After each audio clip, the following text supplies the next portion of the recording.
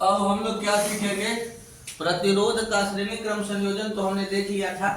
अब हम लोग देखेंगे क्या कि प्रतिरोध को समानांतर क्रम में सजाते हैं तो किस तरह से सजाते हैं।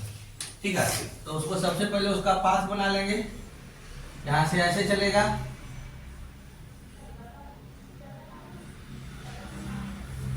उसके बाद एक और फिगर बनाना जरूरी है जी। इससे R1 पास कर रहा है, इससे R2 पास कर रहा है, ये R2 रेसिस्टेंस है, इससे R3 रेसिस्टेंस है, और इसे हमने क्या किया, एक बैटरी से जोड़ दिया। इसका पोटेंशियल डिफरेंस यानी कि विभवांतर जो है इसका V है। ठीक है, ये हमारा क्या है, श्रेणी क्रम समायोजन है। अब यहां से देखो, यहां से करंट तो I पास कर रहा है। ठीक है, जब यहां जाएगा तो यहां से I1 पास करेगा, यहां से I2 पास करेगा, यहां से I3 पास करेगा। यानी कि उसमें हम लोग देखे थे पोटेंशियल डिफरेंस आपस में बराबर था, यानी विभवांतर बराबर था। और यहाँ पर क्या कहते हैं, सॉरी, वहां पर करंट बराबर था, और यहाँ पर क्या है, विभवांतर बराबर। यहाँ से भी V पास कर रहा है, ये वाला से भी V पास कर रहा है, और इस वाला से भी V पास कर रहा है। यानी कि दोनों का विभवांतर जो है तीनों रेसिस्टेंस का आपका आपस में बराबर है। यानी कह सकते हैं कि V1 बराबर V2 बराबर V3 बराबर V, ये सब आपस में बराबर है। ठीक है, अब इस तरह का समायोजन करेंगे तो कैसे करेंगे, तो इसके लिए प्रूफ करना क्या रहता है, 1/R बराबर 1/R1 plus 1/R2 plus 1/R3 ये रहता है। अब देखो, अगर यहाँ पर क्या कहते हैं, दो रेसिस्टेंस प्रतिरोध का रहेगा तो 2 को लेकर चलेंगे, 3 रहेगा 3 को लेकर चलेंगे, n को रहेगा तो n को लेकर चलेंगे। ऐसे ज्यादा से ज्यादा 2 या 3 का ही रहेगा। तो इसमें भी वैसे उसी तरह से कहेंगे, माना कि R1, R2, R3 तीन प्रतिरोध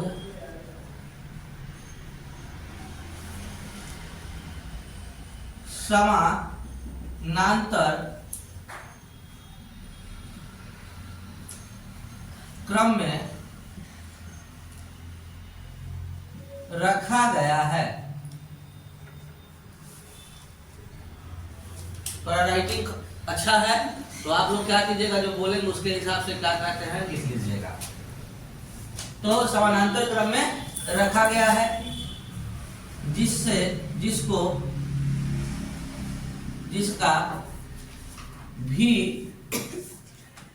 विभवांतर है। अब इस तरह के प्रूफ करने के लिए फिर हमारा क्या आएगा, वही बलराम मान ओम के नियम से। क्या है, ओम के नियम से हमको सिद्ध करना है, तो ओम के नियम से जाना होगा। ओम का नियम क्या बताता है, हम लोग जान रहे हैं V बराबर IR। तो इसको हम लोग कर सकते हैं कि किस तरह से तो I बराबर लिख सकते हैं V बटा R लिख सकते हैं।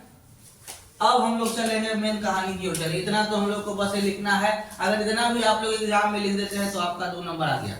5 नंबर वाला में रहेगा, 5 नंबर वाला में पूछता है 2 नंबर आ जाएगा, और 3 नंबर वाला में पूछेगा तो 1 नंबर आ जाएगा, और 2 नंबर वाला में पूछेगा उसमें भी 1 नंबर आ जाएगा। अब आते हैं इसके आगे की ओर, चलते हैं कि कह सकते हैं इसके आधार से कि सबसे देखो करंट तो हमारा क्या कहते हैं I1 I2 इस तरह से पास कर रहा है, तो इसको लिख सकते ना है जी। कैसे लिख सकते हैं, हाँ, I1 बराबर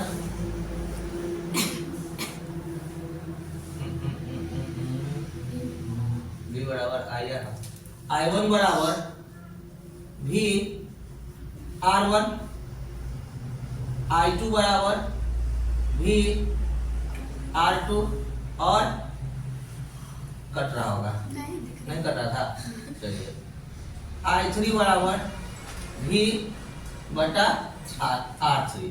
इसको समीकरण 1, इसको समीकरण 2 और इसको समीकरण 3 मान लेंगे। अब आगे की ओर चलते हैं।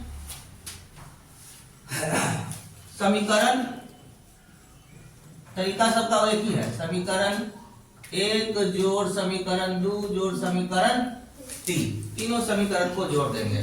जैसे ही जोड़ देंगे तो क्या हो जाएगा, I1 plus I2 plus I3 बराबर कितना हो जाएगा, V R1 V R2 V R3 हो जाएगा।